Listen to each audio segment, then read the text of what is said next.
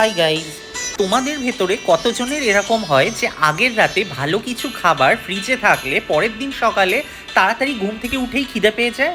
আমার পেয়ে যায়। তাই সকাল সকাল রুটি আর মাংসর কষা নিয়ে বসে পড়েছি খাওয়ার জন্যে।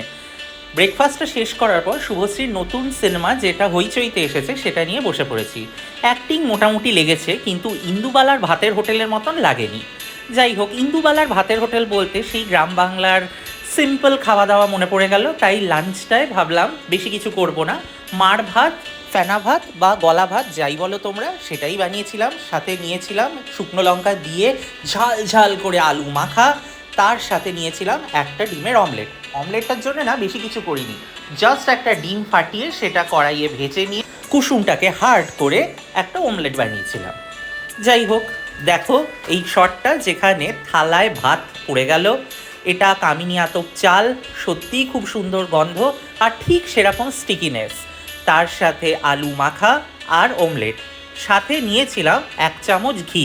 ঘিটা টোটালি অপশনাল, না নিলেও ইকুয়ালি ভালো লাগে। আমার তো এমনিও ভালো লাগে, ঘি দিয়েও ভালো লাগে, কিন্তু ঘি দিলে একটা আলাদা গন্ধ বেরোয়। যাই হোক, আজ স্যাটারডে, তো আজকের লেজি উইকেন্ডটা আমি এনজয় করি। তোমরাও এনজয় করো। কমেন্টে জানিও আজকে লাঞ্চে কি খেলে, আর আমাকে একটু মোটিভেট করার জন্য লাইক, শেয়ার, সাবস্ক্রাইব আর কমেন্ট করে দাও।